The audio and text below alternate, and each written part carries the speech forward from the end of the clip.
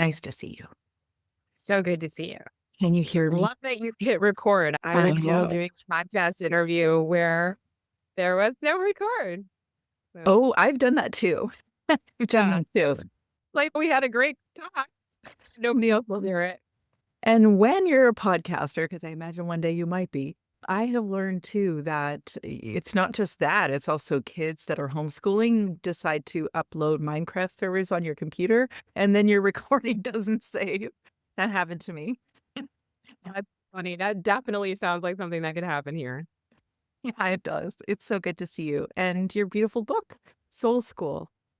Thank you. It's ironic that Soul School hit at this time in late January because Ironic. obviously I did not have a plan for that because if you people who aren't familiar with publishing, this book was pitched over almost like 2 years ago. Yeah. So this was like before everything, before primaries, before anything related to the political landscape directly. Obviously, there were book bans and things happening, but it's just that it all fell out and fell together at that time, and I was just like, "It is what it is now."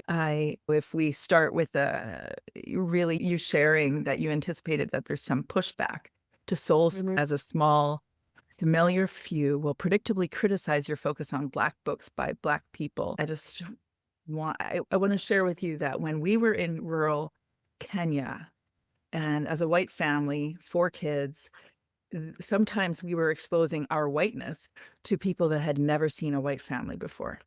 And so we're white in a Black culture. And so when we went into village markets, people had never seen people like us before. Kids were actually scared.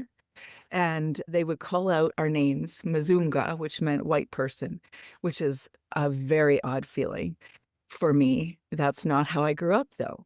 So it felt really strange, uncomfortable, especially for our kids. It was very hard for our kids to understand what was going on.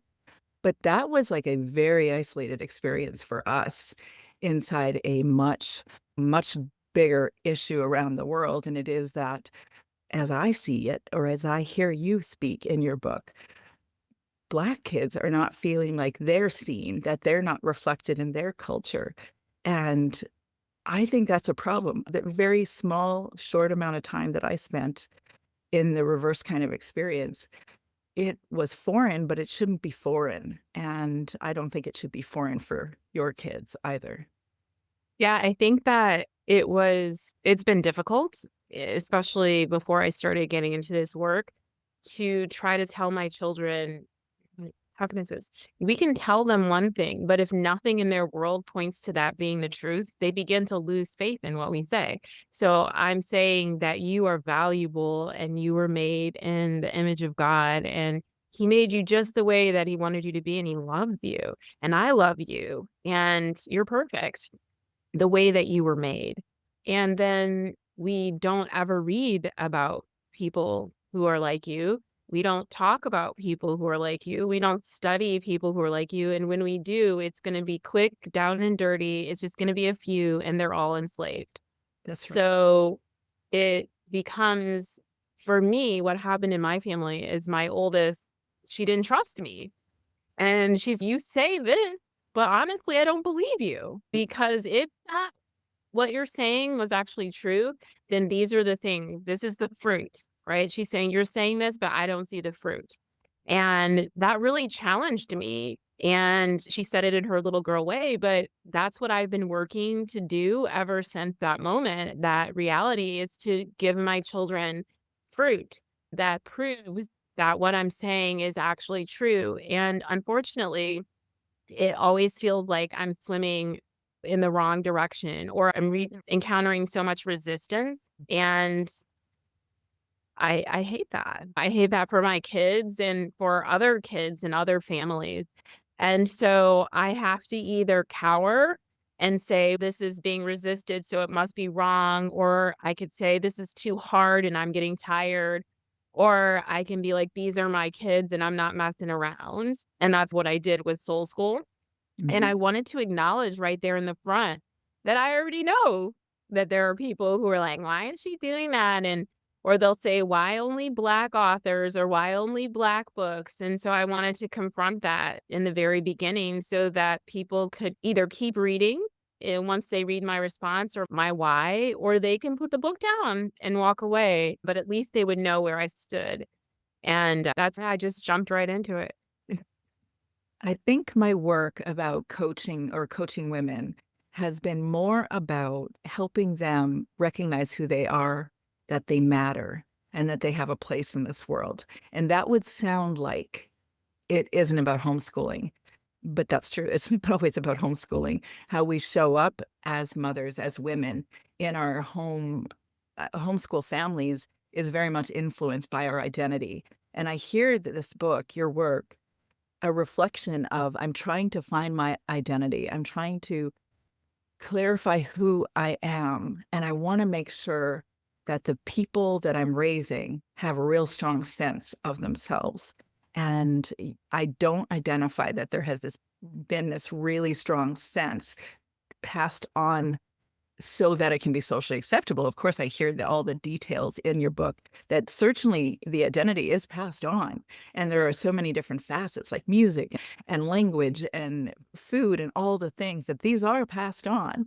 But we want to fully own them and be honored being the ones that we are in our larger culture.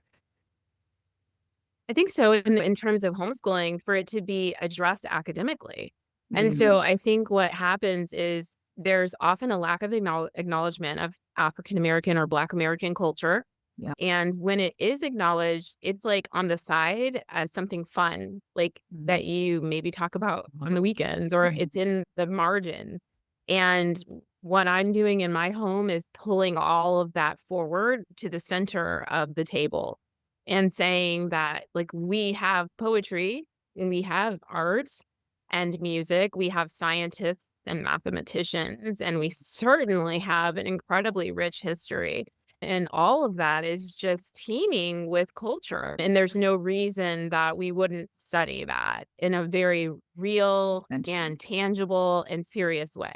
So that's kind of part of it. And I continue to my philosophy and my actions continue to grow and morph and change as I grow and morph and change. Ditto. So a couple of years ago, I took my kids to Ghana Yeah. and we were doing this deep study in West Africa and going to so many incredible places and learning so much.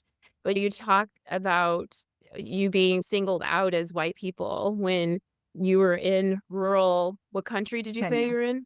Kenya. Kenya, okay. So when we're walking around in Ghana, and I might pronounce it a little bit incorrectly, but Obrani, which means Yes. foreigner, but also in a direct way, the only way that it was being used was for white people. And they're saying the same thing about my family. And it was shocking and also, like, heartbreaking because here I am taking my kids to the motherland where we'll find this, like, true sense of belonging that we don't have in the United States, and then I get there only to find out, ultimately, we have too much Black to be fully accepted in the US and too much white to be fully accepted in West Africa. They Yes. were very kind, but they were clear that you're not us, like, you're different than us, and I'm like, "What?" Because 'Cause we're growing up in the US thinking we're just like you in a lot of ways, and so it was in the in between, and I told my kids, "There's nothing we have no other choices but one, we find our identity in Christ, and we really have to clasp on to this idea of African American culture. It's its Yeah. own thing. It's not African, but it's rooted there, but it's not that anymore. And it is fully American, but it's not the same as the white American experience. It's its own special, unique thing. And like, we really have to grab it because that's what we got. And that kind of part of what Soul School came out of as my work continues with this idea of really holding tightly to what it is to have an African American experience that's different and what makes it different from any other experience and how is it similar, right? Because Mhm. every people group had their foods or had their music and it looks a little different for the US than other places in the world because we're relatively newer, this culture, American culture, if you want to call it. And also we are a hodgepodge of people.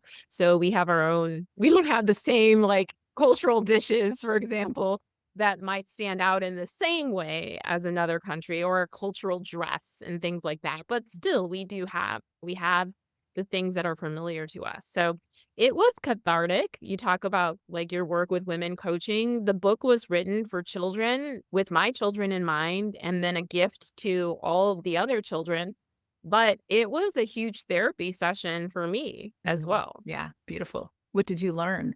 Because I know from personal experience writing and also coaching that just as you said, I am not the person that I started or that I was 5 years ago when I started this coaching business. Like I've had clients tell me, "You don't sound the same." And I'm like, "No, I'm not." And it's not that something drastically shifted inside of me. What really has shifted is actually deeper alignment, deeper authenticity. Everything is aligning more real inside of me. And so it's coming out more authentically. Yeah. What did I learn or what did I take from this process? I think one, I learned why story is how people learn because Yeah. I was so touched, so emotional. And sometimes it was like pure, unadulterated joy. Like I was like, that just was absolutely delightful. Sometimes it was anger. I can't believe that this happened, or I can't believe this happened. And people want us to not talk about it. Yeah. And it almost feels like a stunting of the therapeutic process because if any other type of trauma that Mm. anyone endures, you tell them to talk about it. They go to counseling, they talk about it, and it helps to process. But there's so many things that have been done or are happening now that we're very much told to be quiet, don't talk about it, or we're going to erase this like it never Yes. happened. Yes. And it's like this Yes. stunting of the therapeutic process. So it felt good to be able to Therapeutic. be Yeah. angry sometimes. Yeah. And it tapped into feminine things in me, like reading some of the romance stories, just to the idea of falling in love and the maternal and paternal relationships. Oh my goodness, reading about grandparents. All four of mine are deceased, but I grew up with all four, having all four until I was a young adult. And so just those moments of what it feels like when your grandma just gives you a big hug and you can Mhm. smell her, and, like, Mhm. your grandma has her own special smell. That's Yeah. my grandma's Mhm. smell. And what did she have around her house that makes you giggle now because it's so old-fashioned or whatever that may be. So, it was bringing up a lot of memories for me and Mm. giving me time and space to remember my own connections in those ways, and it made me laugh.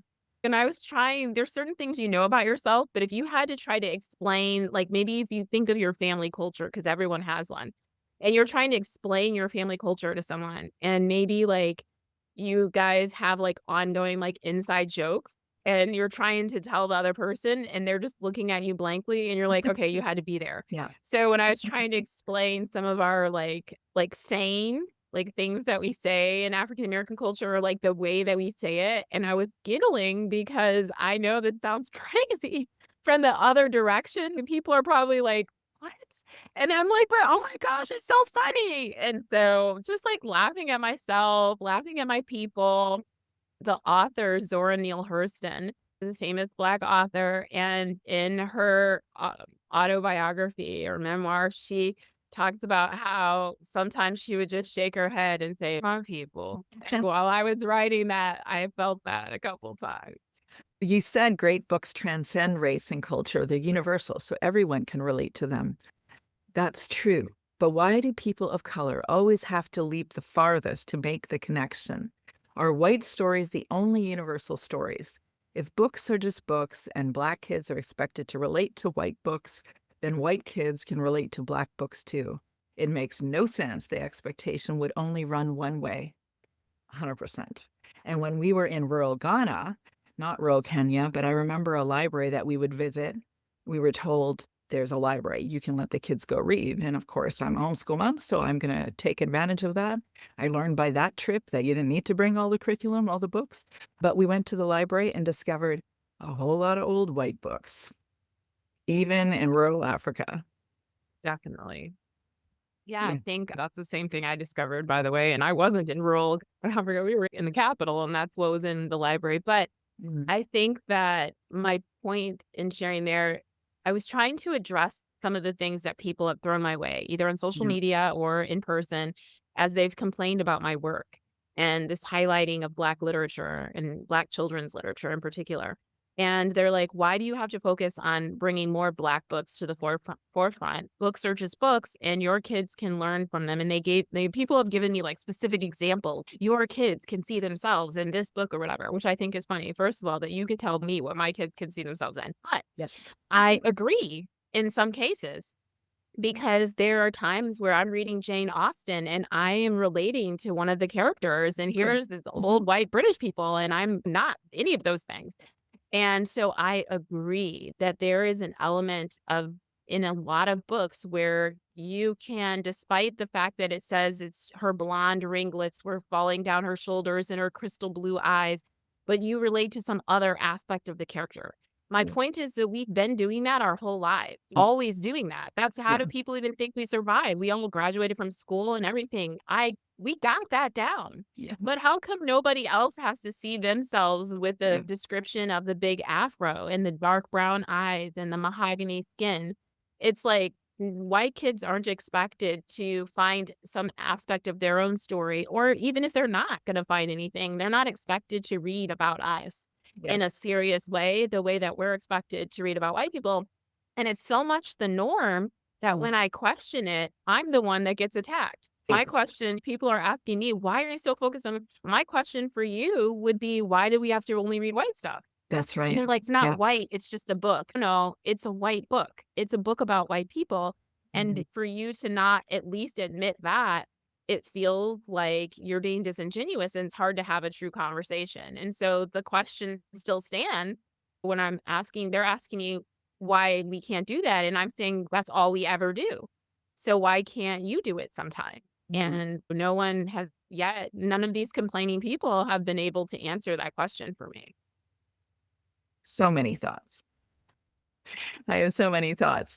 I love that you're actually putting that out there for your kids. By the time I was finished reading the book, I imagined how I can relate to it. First of all, just like a complete side note here, our first date night was to watch Amistad, my husband and I. I don't know You what guys were in right for the gusto, huh? he didn't want it to be too light and too what he didn't want me to think that he was too light, so we were watching Amistad. But amazing book, but or amazing film, but I feel some element of my childhood story was so locked that I identify in some ways with the restrictions, and it's an emotional restriction. It's not a cultural. I haven't carried it for hundreds of thousands of years.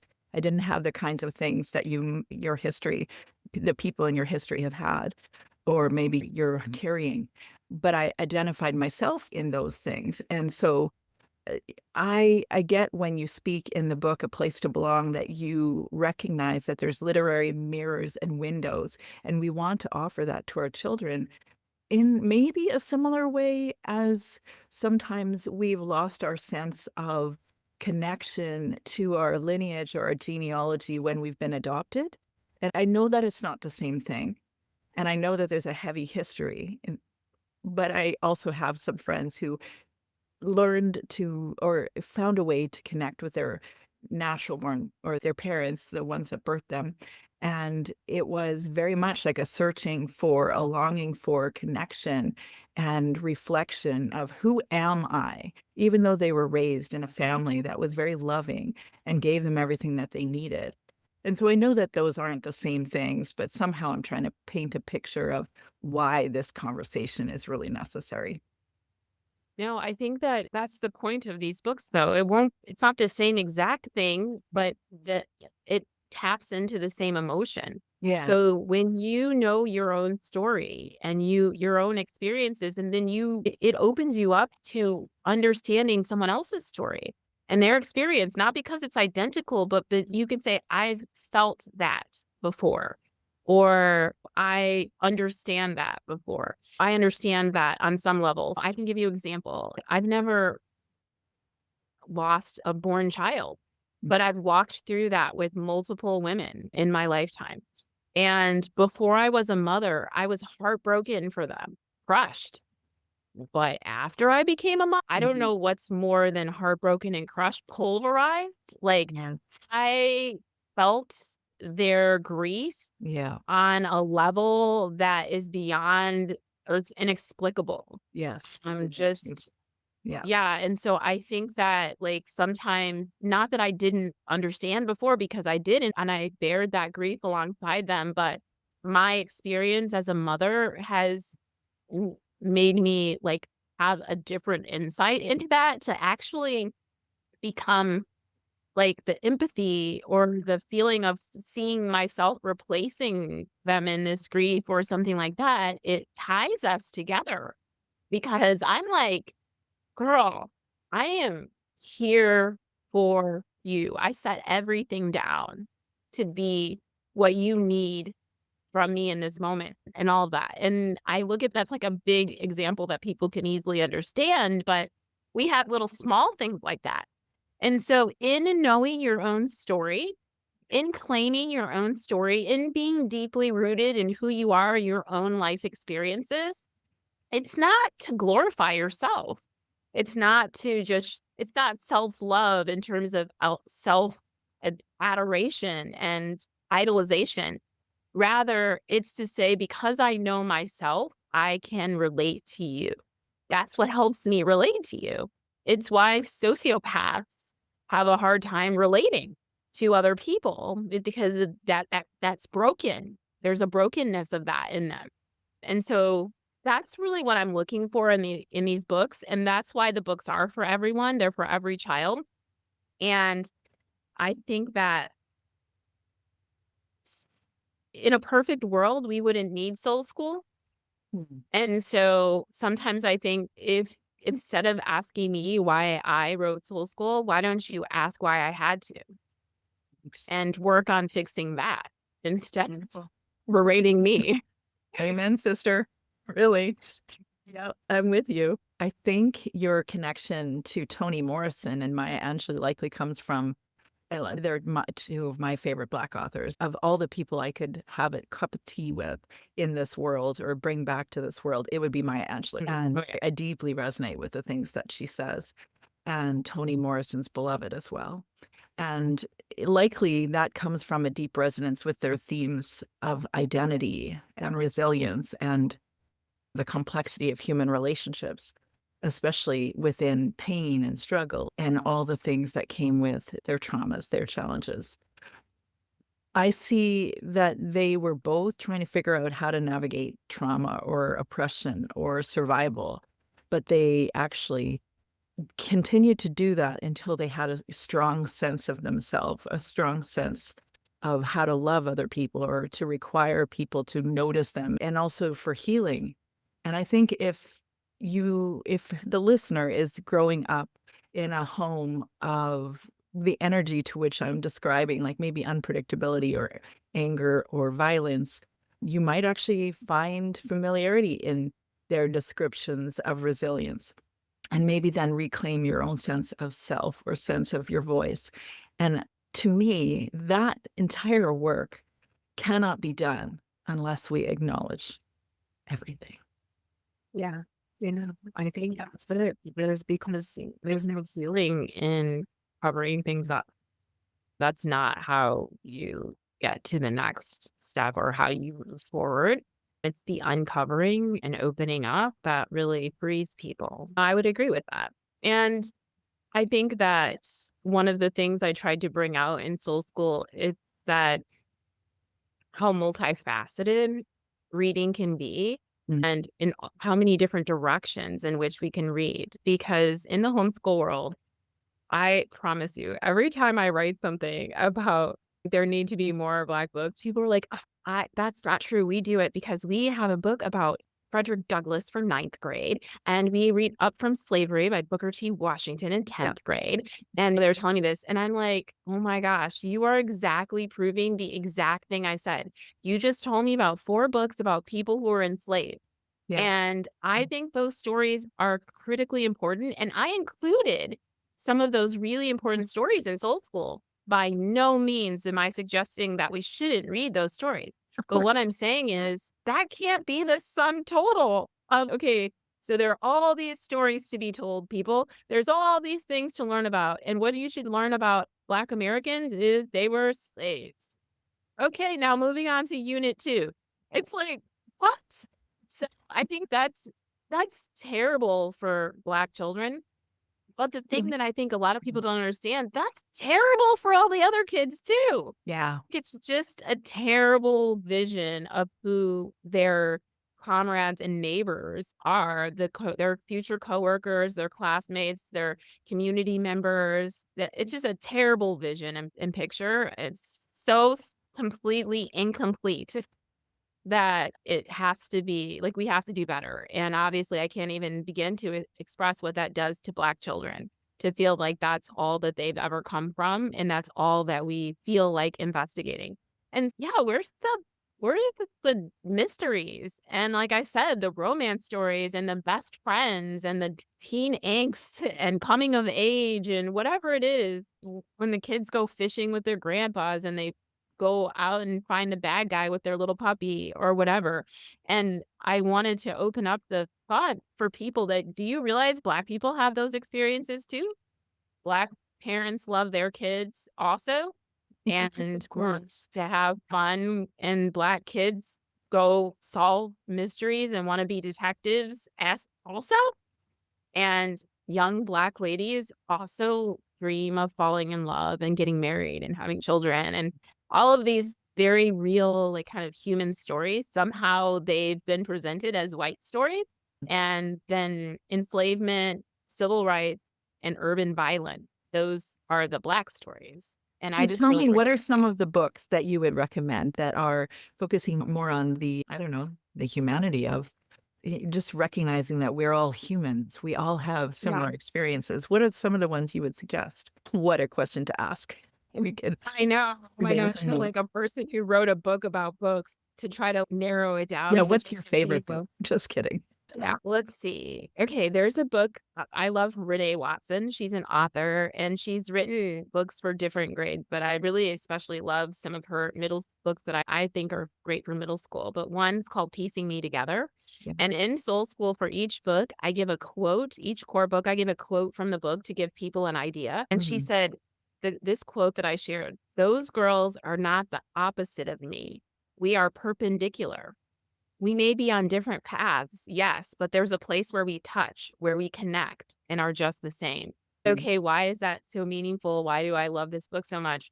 She's talking about, okay, when I was in high school, sometimes people would say bad things about Black people in front of me. And I would be like, yo, I'm right here. And the response was always the same. I don't mean your type of Black person, Amber. I meant the other Black people. And what they're saying is Black people who speak differently than you, who look differently than you, who live in a different neighborhood than you, whose families have a different amount of money than yours, who have different experiences. I'm talking about the Black kids who are not in the honors and AP classes with us, who aren't playing the cello in orchestra, and all of that. That's what they were trying to say. And in this book, there is a situation where she has opportunity to go, she's at this private school, and she sees the Black girls from the neighborhood and how people see them differently, just like Mhm. it was for me growing up. I'm Black, but they're saying I'm not that, like that. And I'm rejecting that because they're trying to separate me from the rest of Right. my people, and it makes me feel really icky inside. So she said, "They're not the opposite of me, we're perpendicular." Yeah. And I just thought, wow, that's beautiful that they don't realize that by saying negative things about those people, because we intersect and are perpendicular, there are points at which we touch.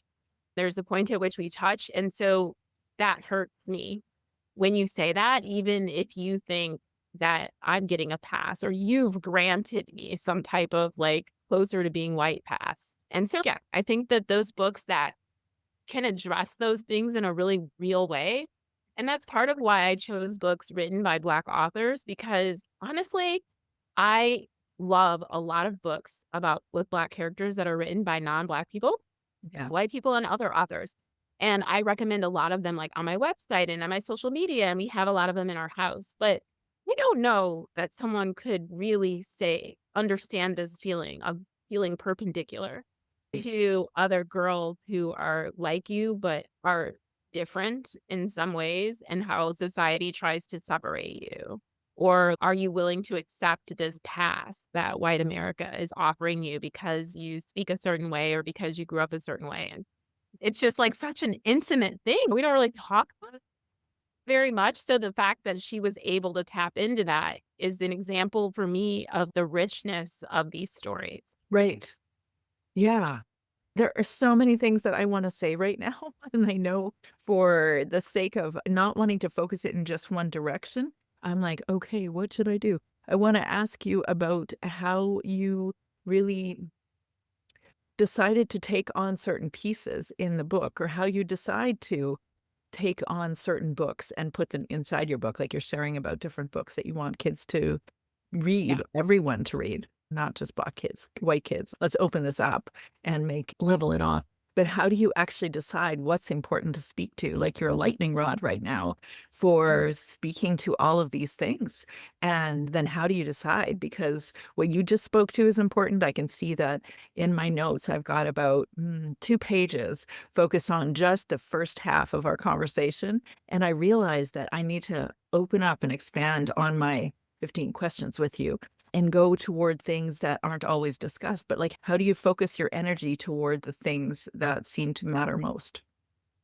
Yeah, there were 2 sides to selecting the books. There is a practical side. Half of the my home library is no longer in print.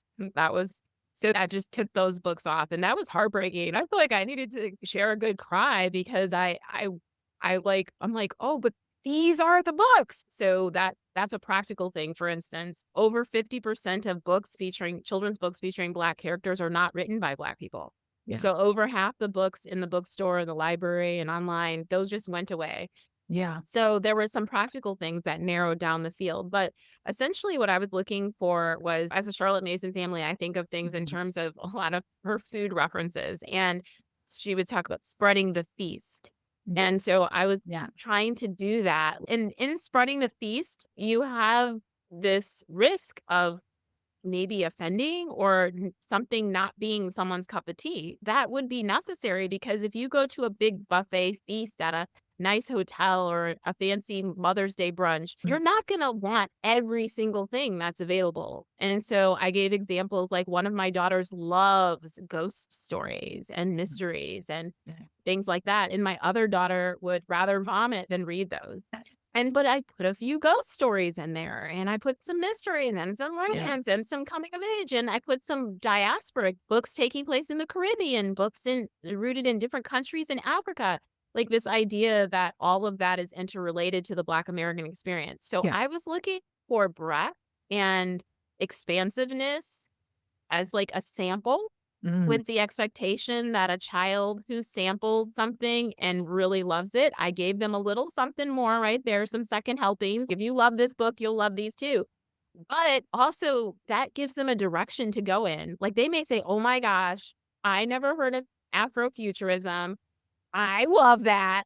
I wanna read 20 more books like that. And to me, I would just sit there and smile and say, "Oh, yeah, there's not gonna be 20 Afrofuturism books in Soul School because it's finite." But I'm so glad that sparked in you and opened your eyes to something that you will continue to grow from. And so the most important aspect is Soul School is just a starting point. It's just the beginning. It's like a little blip. It makes me wonder if you're gonna create your own curriculum provider or curriculum service, because this is very unique and certainly is needed. But I won't go there because 'cause I'll just plant that if you haven't already thought of it. I'm sure you have. But how have you considered writing some of the stories yourself? And I'm curious about your writing practice. That's something that I offer moms in our collective, is to really go deeper into who they are, what matters to them, their values around education, relationships, and their personal selves. So I actually am encouraging women to write. And so I'm curious about your writing practice and where you find the time. Yeah.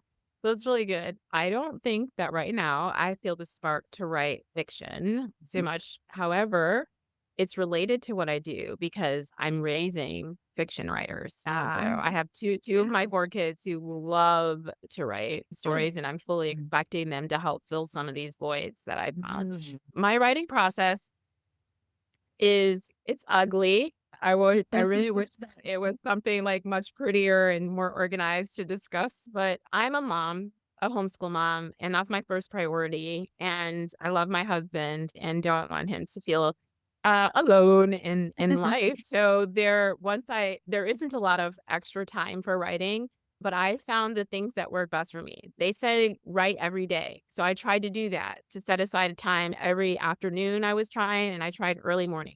When I Yeah. tried early mornings, my youngest kid, I promise you, got up earlier. So I got up an hour earlier, I've he heard got up that an hour. too. Yeah. I got up an hour and a half earlier, he got up an hour and a half earlier. He's not a nursing baby. So, like, when I was writing this, he was 8 years old. It doesn't matter. So it's like he could still smell me just like he was Yeah. breastfeeding. I don't understand it. Yeah. So early morning didn't work because I can only get up but so early and still function. Yeah. Then I tried to do the afternoon. The afternoon didn't work because what happened was here I am writing a book about children and parenting, family, but then one of my children would come into my room and say, "Mom," and I'd be like, "What?" And I'm like, "Oh my goodness, like, I'm mistreating my own children so that I can concentrate on writing something to help other people love their children." And I was like, "I can't do this." Yeah. And so what I realized is that if I'm sitting here on the first floor among 4 children, Mhm. I cannot tell them not to talk to me, and that's just not right, and that's not the type of family culture that I wanna have, and so it's a long way of saying I had to leave the house. Yeah. And so I tend to write at the crack of dawn on Saturdays, Yeah. and I maybe even honestly 5 a.m. Mhm. because if you look at it by 10 a.m. when It's a people are lot of wanting hours. Yep. pancakes and waffles and things, like Mm. I've gotten in uninterrupted with no conversation 5 hardcore solid hours. Sometimes I was able to do that at my house with a place to belong. I actually rented a little co-working space, got a little membership at a co-working space that had 24/7 access. So you had a little code you could go in the wee hours and write. So that's what works for me. It's not writing a little bit every day, even though I know that's the advice. I think that's great, but sometimes it just doesn't work. So how long have you written? Is this a lifestyle, something you grew up doing, loved doing when you were young, or did you adopt that when you were older?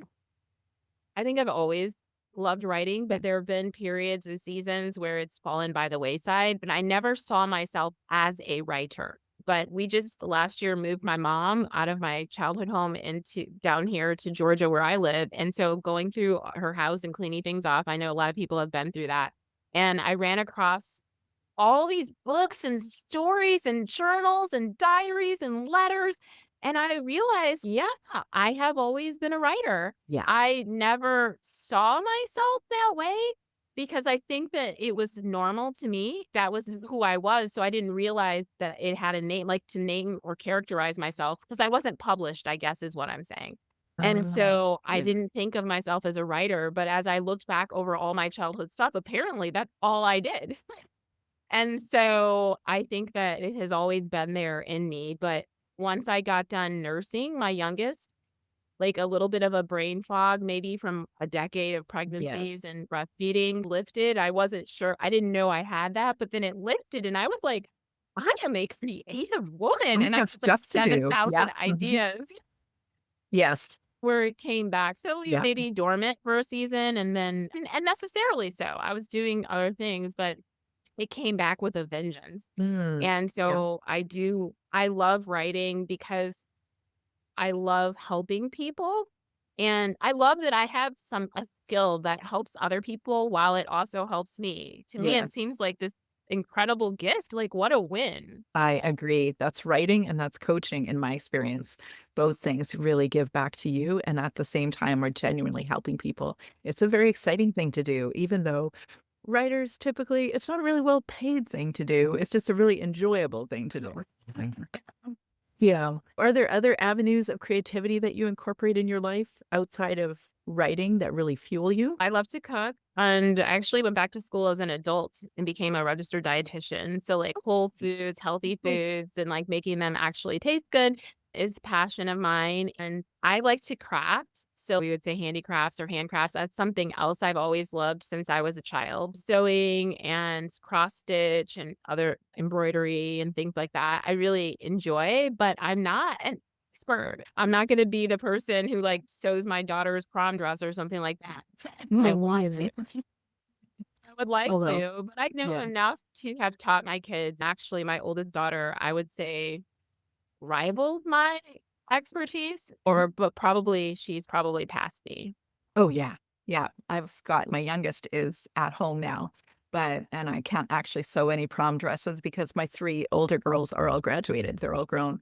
So I learned that when I'm writing, I'm always having this conversation with whoever I'm writing to.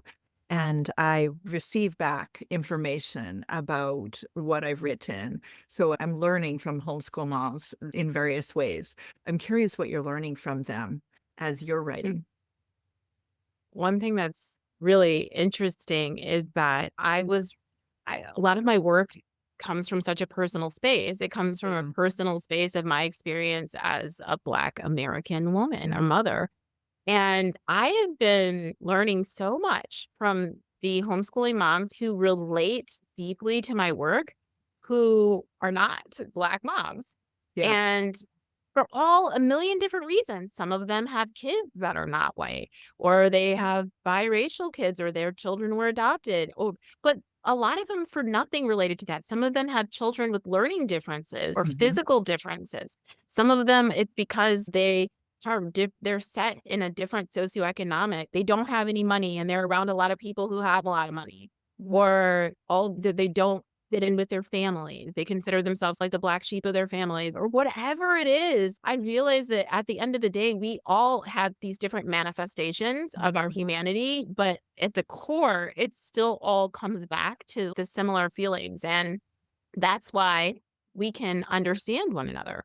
So they're telling me like, "Wow, when I read your work or I read your book and it made me cry." And I'm like, "Why?" And so it reminded me of my grandmother or it reminded me of Right. this. And Yeah. anybody from the outside would look at us and say, "We have nothing in common."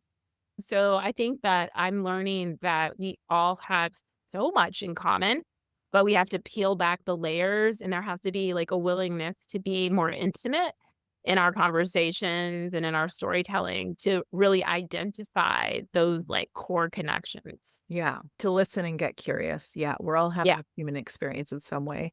And I can't remember who said this, but maybe 15 years ago when I started really writing and I was actually learning how to write literary fiction at the time, this author had introduced me, Gail Anderson Dargass. She wrote The Cure for Death by Lightning, I think.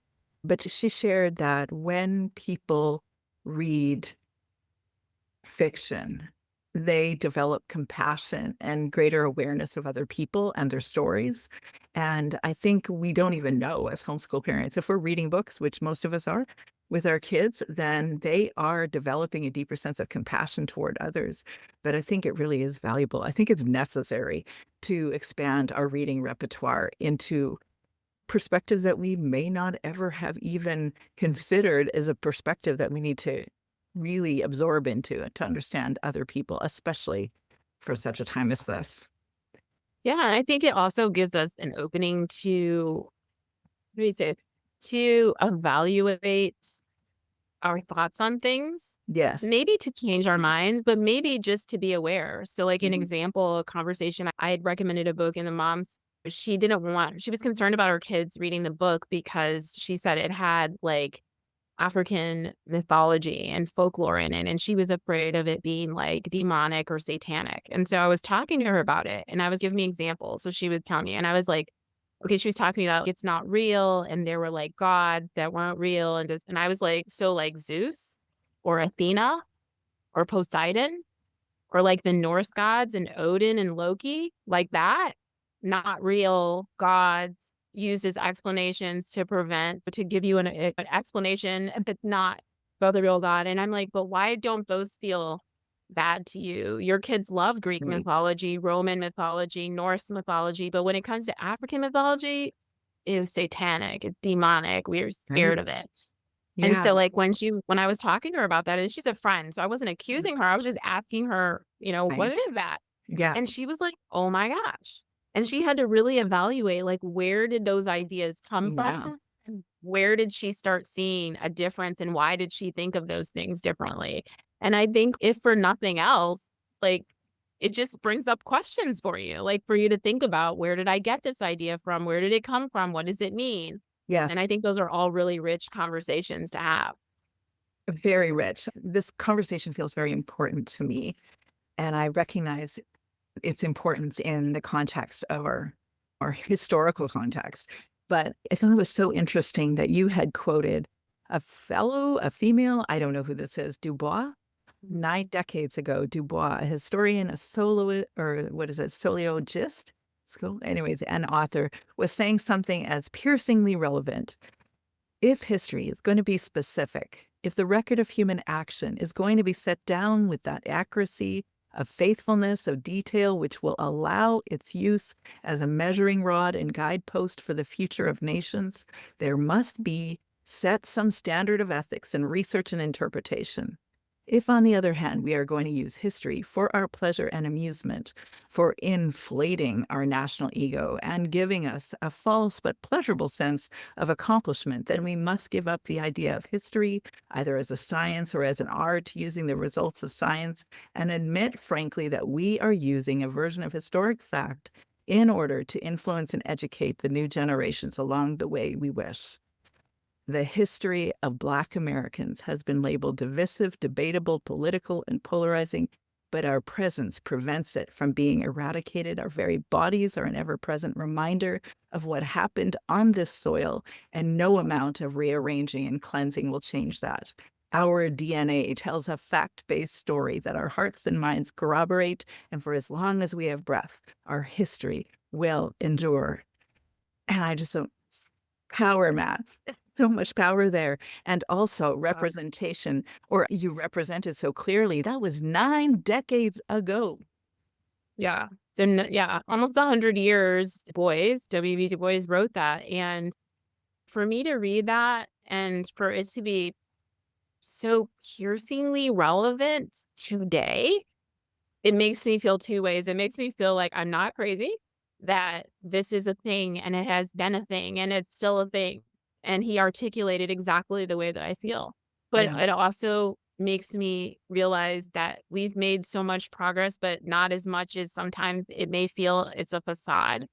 Because it's just when you pull away that facade at the core, like, we're still that statement still rings true, and the part about our DNA and corroborating that those were my words, so it's his you read his quote, and then you read my words, and Yes. essentially, what I'm saying is you can take all the exhibits down from the Smithsonian African American History Museum in DC, and you could take all the books out of the schools. You could take all of our things that are meaningful to us in terms of acknowledging African American history. You can fire everyone and call them all unqualified. But at the end of the day, we're still here.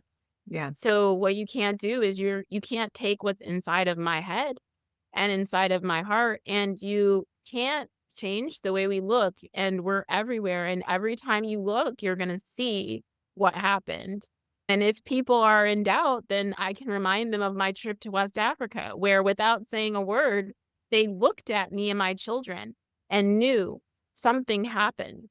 Yeah. You've been adulterated. You've been Mhm. changed. You're different than us Mhm. because a thing happened. Mm. And so I think even when I'm walking around the aisles of the grocery store, I don't care what you do to any of the schools, the books, the museums, and everything. Everyone in the store is going to know what happened Amen. because you can tell by looking at me. Yes. So I think that those are those passages where I was talking about this book being cathartic and being therapy and therapeutic, where I got a chance to say definitively, "This ain't right. It's not right, and it's not okay, and we don't Right. have to go Don't along with it." Yeah. Yeah, so I am restraining myself right now because I know we have an hour to have a conversation, but yeah, I am seriously trying to restrain myself and we'll have to have a part B sometime. It'll be oh, tea with Amber and Teresa, and we'll just record it. oh yeah, because to me this is a 9 decade ago conversation. We should not be having to have it now. Absolutely. So, dare I ask what new writing project you are writing presently? So right now, I've just been pouring into my blog, and that goes to show you, I tell people I'm old. Everybody is, oh my gosh, nobody's blogging anymore yet. I'm Oh, still blogging. So I consider my yeah. website to be a database. And the search Yep. function on my website is really strong, and Mm. I have heard from so many people that they use it and rely on it when they're building their curriculum and just Yeah. for their own learning. So I continue to blog because it's part of this grand database. It's part of my gift to the homeschooling world. I've been writing a lot there, and I'm not working on a book currently, but I'm sure that it's like It'll having a happen. baby. You're like, "I'm never gonna have another kid. I'm pregnant." So Life that's out at core. yes. Oh my gosh, I'm sure that I will have another book in the horizon, but I just haven't started working. I have another book coming out this summer though that is already written. So I'm just not writing actively. But yeah. Wow. Wow. I wanna just do this for you and say to everyone, "Still I rise." I wanna burst into "Still I rise" right now, Maya Angelou's poem. I wanna lift you up, raise you up, be an advocate for everything that you're doing because it is done, it should be done, continue to do the work, be the lightning rod for what should have been done 9 decades ago. So thank you for being here, Amber.